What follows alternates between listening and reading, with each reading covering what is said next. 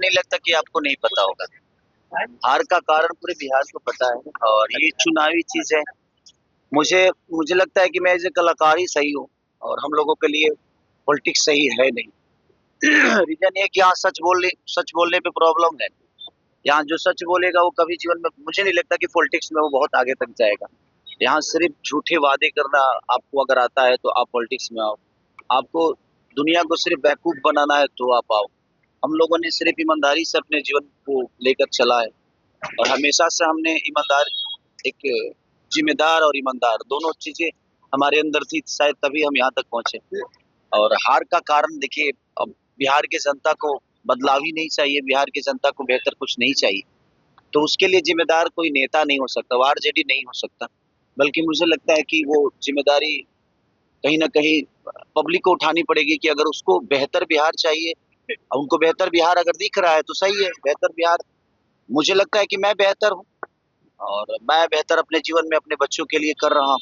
अगर बिहार के लोगों को भी अपने बच्चों के बेहतर के लिए करना है तो उनको बेहतर विकल्प के साथ ही जाना पड़ेगा। अगर वो नहीं जाना चाहते हैं, उनको लगता है कि हमारे लिए यही सरकार बेहतर है, तो भाई उनका अपना चुनाव है, उनकी अपनी सोच है।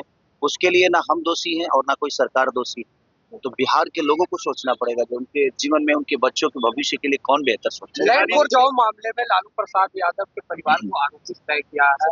तेज प्रताप ने कहा है कि हम लड़े। बिल्कुल लड़ना चाहिए। मुझे लगता है ना कि जिस उम्र से वो गुजर रहे हैं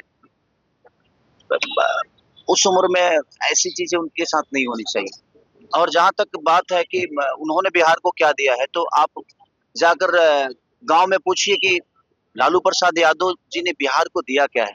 जो अधिकार हमें बोलने के लिए, खटिया पे बैठने के लिए, हमें अपनी आवाज बुलंद करके कुछ कहने के लिए जो उन्होंने दिया है आवाज, जो छोटे वर्ग के लोग थे उनको जो आवाज उन्होंने दी है, मुझे नहीं लगता कि अगर वैसा नेता हमारे बीच में नहीं होता तो शायद हम आज भी किसी न किसी दबाव में जी रहे होते। जो आरोप लगे हैं तो क्या उसका बेबुनियाद पात्र है?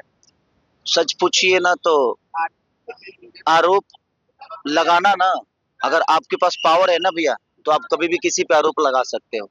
कितना आदमी चीजों को, हर चीज वैध भी अवैध हो जाता है जब आपके पास सरकार नहीं होती है तो आपकी चीज। मुख्यमंत्री नीतीश कुमार को लेकर के भारत रत्न देने की मांग उठी है। बिल्कुल बिल्कुल बिल्कुल मिलना चाहिए भाई। अगर उनके पार्टी ने उठाया है, पब्लिक ने नहीं उठाया है, तो उनकी अपनी पार्टी है, वो तो उठाएंगे ही कि उनको ये सम्मान मिले, वो सम्मान। और भगवान करे, मैं भी चाहता हूँ कि भाई हमारे अपने जो है नीतीश चाचा हम सबके गार्जियन है, हमें गर्व की बात होगी कि अगर उनको भारत रत्न मिलता है तो, और अच्छी बात है। यादव निरहुआ ने कहा कि खेसारी लाल यादव बीजेपी के लायक है ही नहीं। उसकी मानसिकता को इसी पर सोच लीजिए कि वो कहता है कि कोई अपराधी है तो उसका भी तो परिवार है। नहीं, मैं किस देखिए है क्या ना कि वो लोग पूरी बात सुनते नहीं, व्हाट्सएप देख के और लोग डिसाइड करते हैं। मैं बीजेपी के लायक हूँ नहीं कि हूँ, ये वो डिसाइड नहीं कर सकते।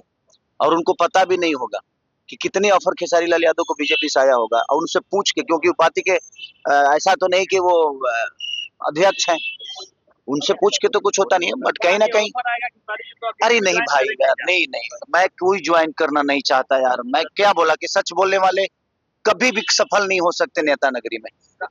जो झूठ बोलता है, जिनको झूठे वादे करनी है, जो झूठे वादों के साथ जीवन को चलाना चाहते हैं, वो मुझे लगता है कि राजनीति के लिए सही।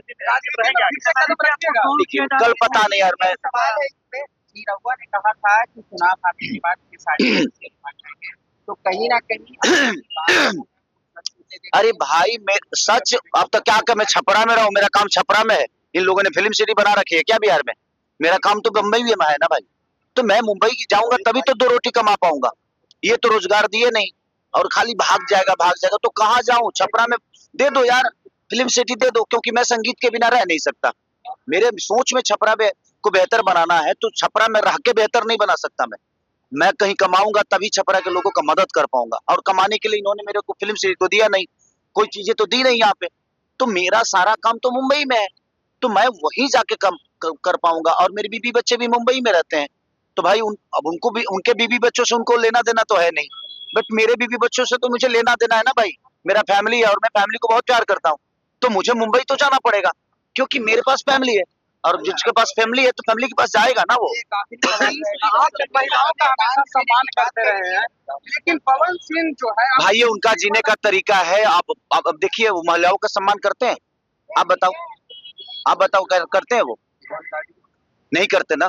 उसके बावजूद भी बीजेपी उनको सिक्योरिटी देकर बैठा है ना, तो ये उनका विषय है भाई, वो उनकी जिंदगी है, उनकी पार्टी है, उसमें मेरा कोई लेना देना नहीं है। वो भाई अपने हिसाब से जीते हैं, उनका अपना जीने का तरीका है।